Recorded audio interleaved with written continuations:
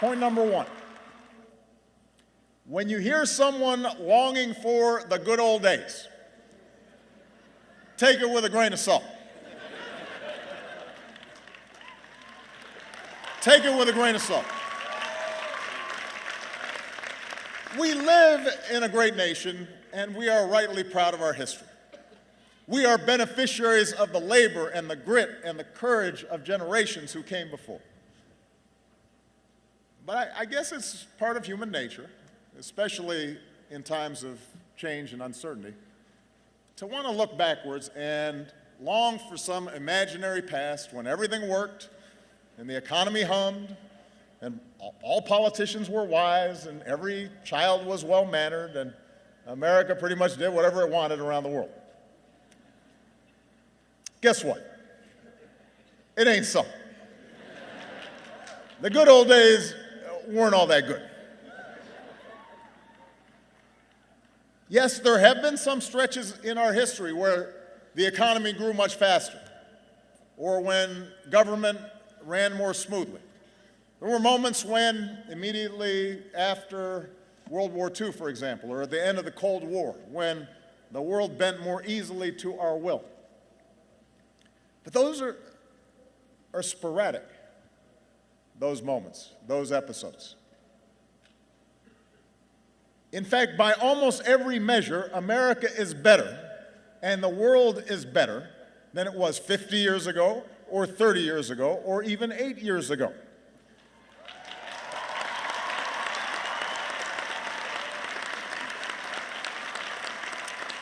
And by the way, I'm not set aside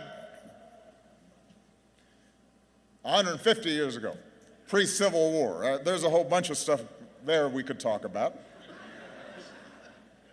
Set aside life in the 50s, when women and people of color were systematically excluded from big chunks of American life.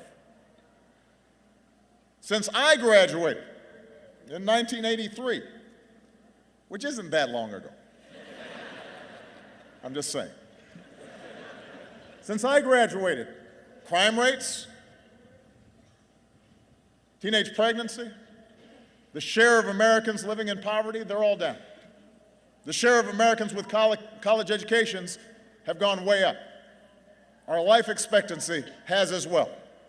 Blacks and Latinos have risen up the ranks in business and politics. More women are in the workforce. They're earning more money. Although it's long past time that we pass laws to make sure that women are getting the same pay for the same work as men.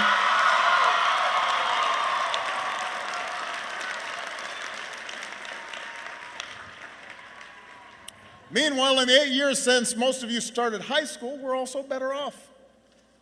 You and your fellow graduates are entering the job market with better prospects than any time since 2007. 20 million more Americans know the financial security of health insurance. We're less dependent on foreign oil. We've doubled the production of clean energy. We have cut the high school dropout rate. We've cut the deficit by 2/3. Marriage equality is the law of the land.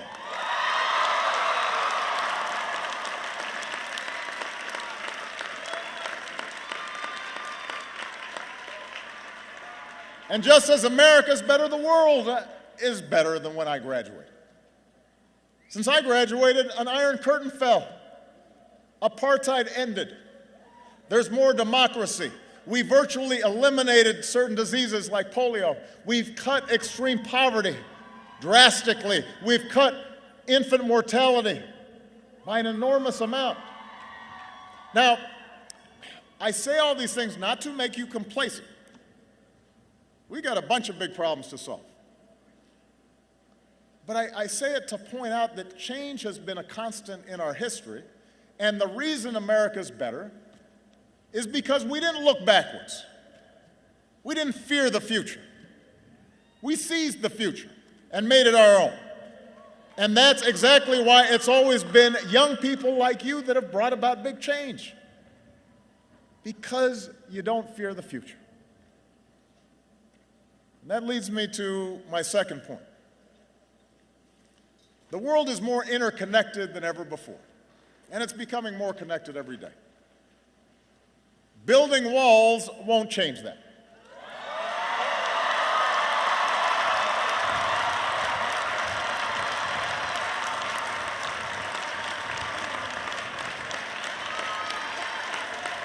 Look,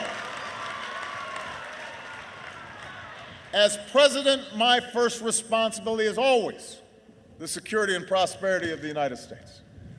And as citizens, we all rightly put our country first. But if the past 2 decades have taught us anything, it's that the biggest challenges we face cannot be solved in isolation. When overseas states start falling apart, they become breeding grounds for terrorists and ideologies of nihilism and despair that ultimately can reach our shores. When developing countries don't have functioning health systems, epidemics like Zika or Ebola can spread and threaten Americans too, and a wall won't stop that.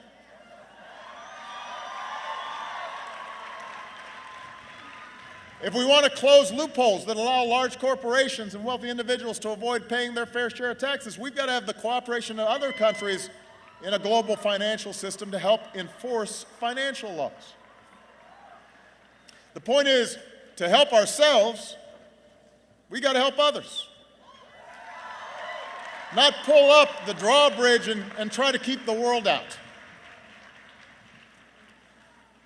And engagement does not just mean deploying our military. There are times where we must take military action to protect ourselves and our allies. And we are in awe of, and we are grateful for the men and women who make up the finest fighting force the world has ever known.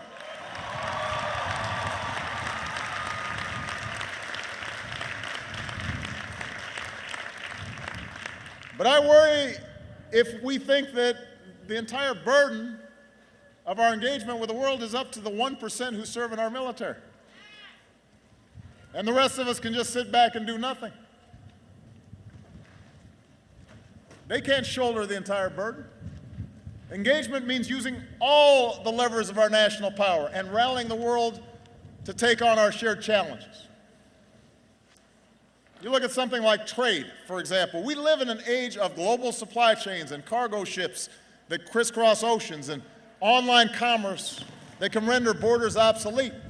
And a lot of folks have legitimate concerns with the way globalization has progressed. That's one of the changes that's been taking place.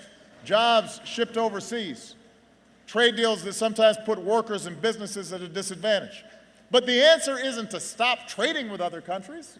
In this global economy, that's not even possible. The answer is to do trade the right way by negotiating with other countries so that they raise their labor standards and their environmental standards. And we make sure they don't impose unfair tariffs on American goods or steal American intellectual property. That's how we make sure that international rules are consistent with our values, including human rights. And ultimately, that's how we help raise wages here in America. That's how we help our workers compete on a level playing field. Building walls won't do that. It won't boost our economy, and it won't enhance our security either. Isolating or disparaging Muslims, suggesting that they should be treated differently when it comes to entering this country, that is not just a betrayal of our values.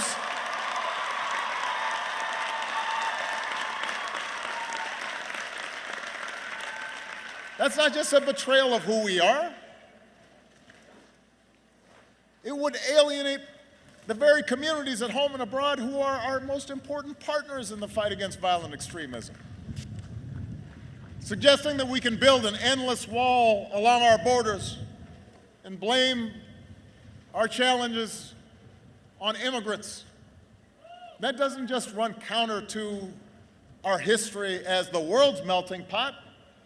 It contradicts the evidence that our growth and our innovation and our dynamism has always been spurred by our ability to attract strivers from every corner of the globe. That's how we became America. Why would we want to stop it now?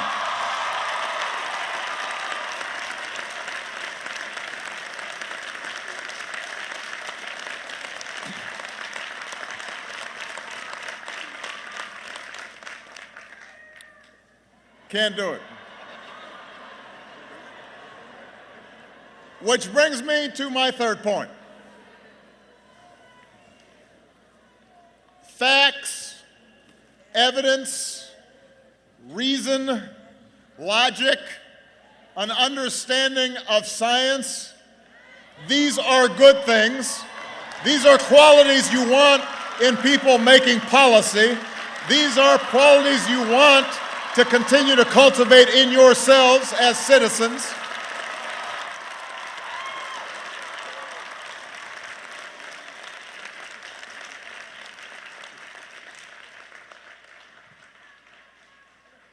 That might seem obvious.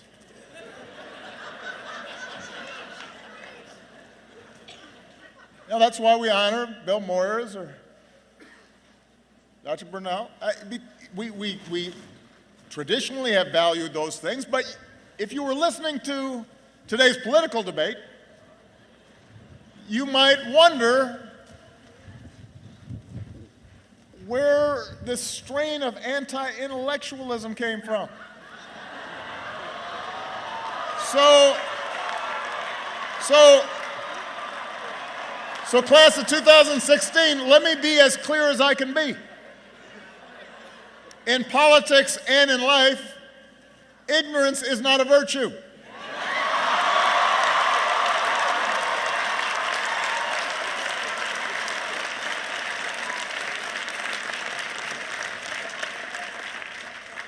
It's not cool to not know what you're talking about. That's not keeping it real or telling it like it is. That's not challenging political correctness. That's just not knowing what you're talking about. And yet we've become confused about this. Look, our nation's founders, Franklin, Madison, Hamilton, Jefferson, they were born of the Enlightenment. They sought to escape superstition and sectarianism and tribalism and know-nothingness. They believed in rational thought and experimentation and the capacity of informed citizens to master our own fates. That is embedded in our constitutional design. That spirit informed our inventors and our explorers, the Edisons and the Wright brothers, and the George Washington Carvers and the Grace Hoppers and the Norman Borlaugs and the Steve Jobs. That's what built this country. And today, in every phone in one of your pockets, we have access to more information than at any time in human history at a touch of a button. But ironically, the flood of information hasn't made us more discerning of the truth. In some ways, it's just made us more confident in our ignorance. We assume whatever's on the web must be true. We search for sites that just reinforce our own predispositions. Opinions masquerade as facts. The wildest conspiracy theories are taken for gospel. Now understand, I am sure you've learned during your years of college, and if not, you will learn soon, that there are a whole lot of folks who are book smart and have no common sense. That's the truth. You'll meet them if you haven't already.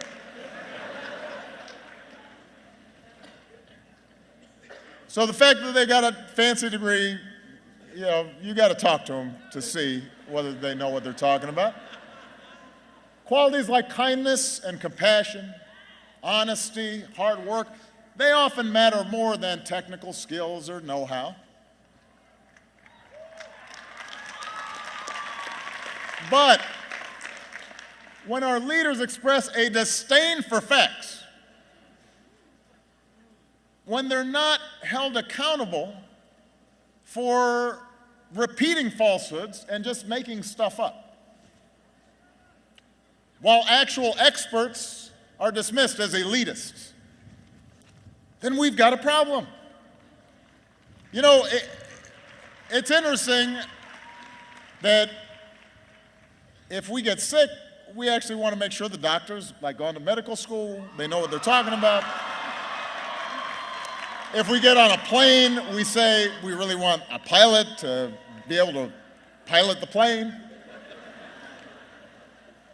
And yet in our public lives, we suddenly think, I don't want somebody who's done it before.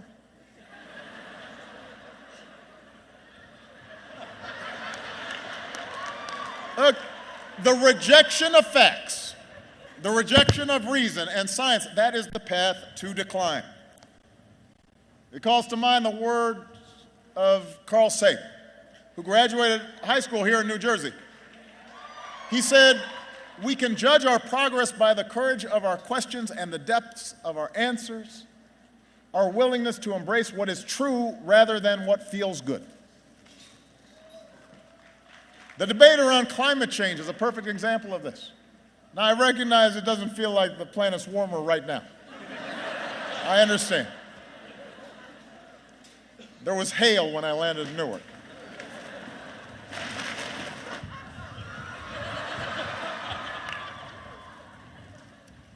But think about the climate change issue. Every day, there are officials in high office with responsibilities who mock the overwhelming consensus of the world's scientists that human activities and the release of carbon dioxide and methane and other substances are altering our climate in profound and dangerous ways.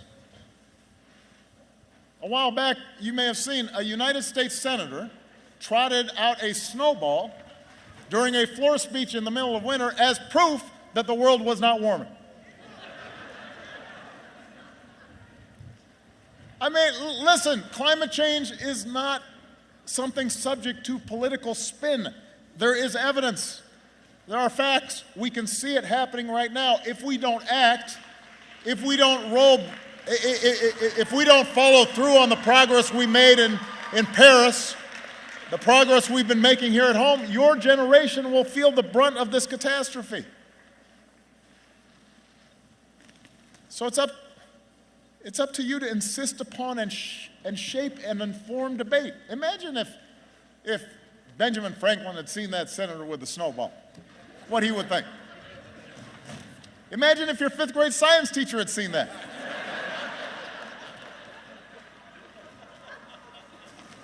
He'd get a D. And he's a senator. Look, I'm not suggesting that cold analysis and hard data are ultimately more important in life than passion or faith or love or loyalty. I am suggesting that those highest expressions of our humanity can only flourish when our economy functions well, and proposed budgets add up, and our environment is protected. And to accomplish those things, to make collective decisions on behalf of a common good, we have to use our heads. We have to agree that facts and evidence matter. And we got to hold our leaders and ourselves accountable to know what the heck they're talking about. All right. I only have 2 more points. I know it's getting cold and you guys have to graduate. Point 4, have faith in democracy. Look, I know it's not always pretty. I know. I've been living it. But it's how, bit by bit, generation by generation, we have made progress in this nation. That's how we banned child labor. That's how we cleaned up our air and our water. That's how we passed programs like Social Security and Medicare that lifted millions of seniors out of poverty.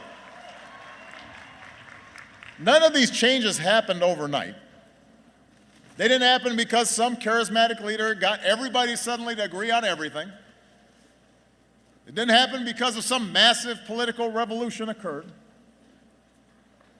It actually happened over the course of years of advocacy and organizing and alliance building and deal making and the changing of public opinion.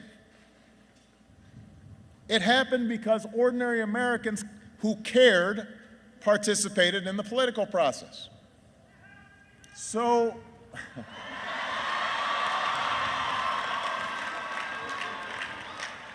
Well, that's nice. I mean, I helped. But look, if you want to change this country for the better, you better start participating. I'll give you an example on a lot of people's minds right now, and that's the growing inequality in our economy. Over much of the last century, we've unleashed the strongest economic engine the world has ever seen, but over the past few decades, our economy's become more and more unequal. The top 10% of earners now take in half of all income in the U.S. In the past, it used to be a top CEO made 20 or 30 times the income of the average worker. Today, it's 300 times more. Wages aren't rising fast enough for millions of hard-working families. Now, if we want to reverse those trends, there are a bunch of policies that would make a real difference. We could raise the minimum wage. We could modernize our infrastructure. We could invest in early childhood education. We could make college more affordable. We could close tax loopholes on hedge fund managers and take that money and give tax breaks to help families with child care or retirement. And if we did these things, then we'd help to restore the sense that hard work is rewarded, and we could build an economy that truly works for everybody. Now, the reason some of these things have not happened, even though the majority of people approve them, is really simple. It's not because I wasn't proposing them. It wasn't because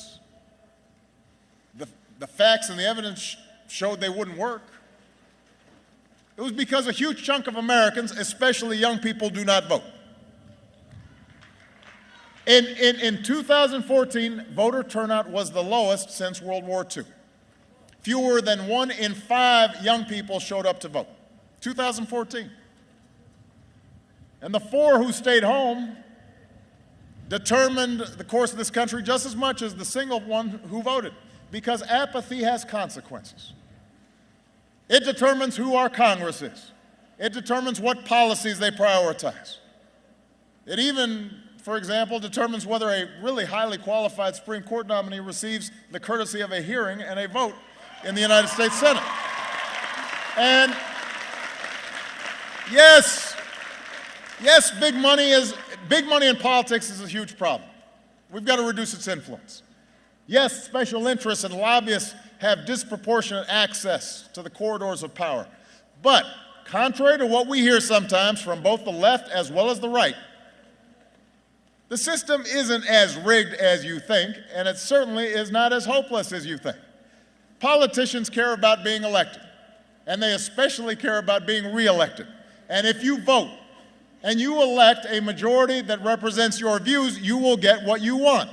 And if you opt out or stop paying attention, you won't. It's that simple. It's not that complicated. Now, one of the reasons that people don't vote is because they don't see the changes they were looking for right away. Well, guess what? None of the great strides in our history happened right away. It took Thurgood Marshall and the NAACP decades to win Brown versus Board of Education, and then another decade after that to secure the Civil Rights Act and the Voting Rights Act. And it took more time after that for it to start working.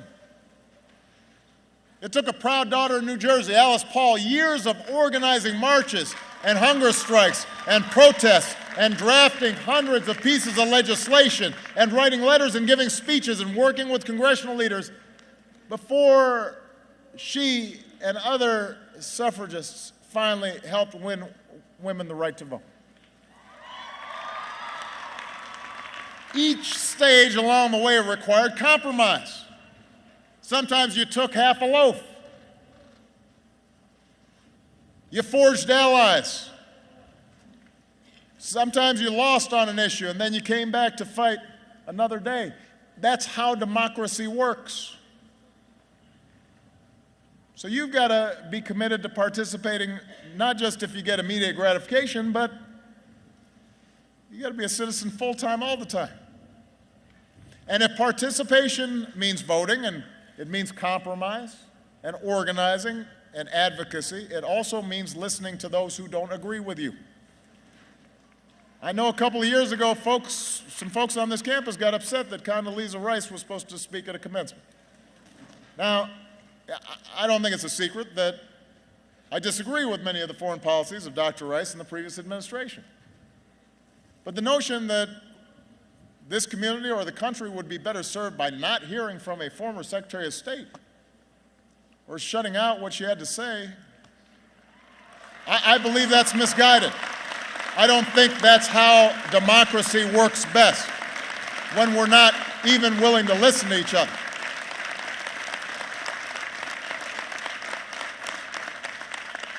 I believe that's misguided. If you disagree with somebody, bring them in and ask them tough questions. Hold their feet to the fire. Make them defend their positions. If somebody's got a bad or offensive idea, prove it wrong. Engage it, debate it, stand up for what you believe in. Don't be scared to take somebody on. Don't feel like you got to shut your ears off because you're too fragile and somebody might offend your sensibilities. Go at them if they're not making any sense. Use your logic and reason and words. And by doing so, you'll strengthen your own position.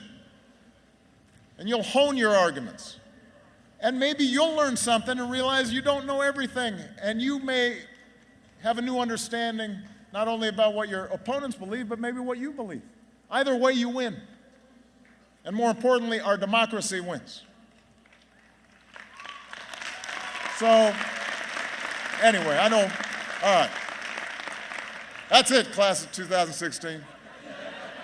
A few suggestions on how you can change the world.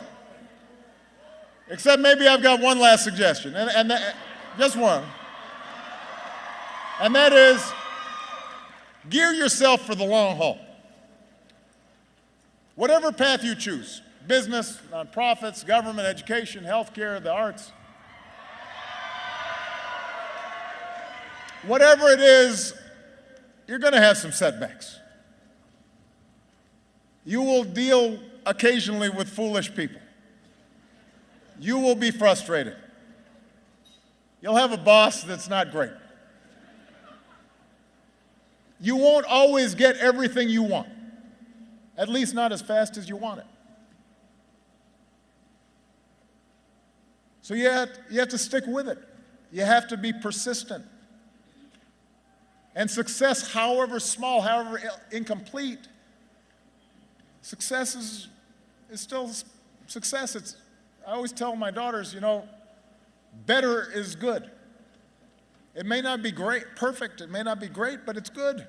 That's how progress happens in societies and in our own lives.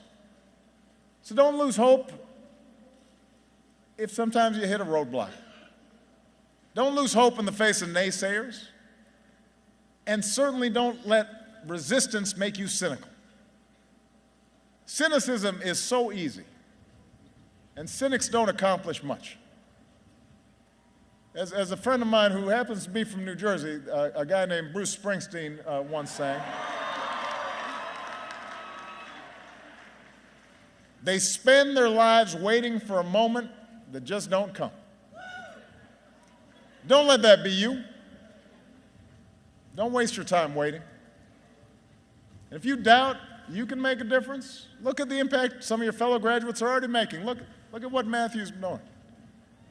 Look at somebody like Yasmin Ramadan, who began organizing anti-bullying assemblies when she was 10 years old to help kids handle bias and discrimination. And here at Rutgers, helped found the Muslim Public Relations Council to work with administrators and police to promote inclusion.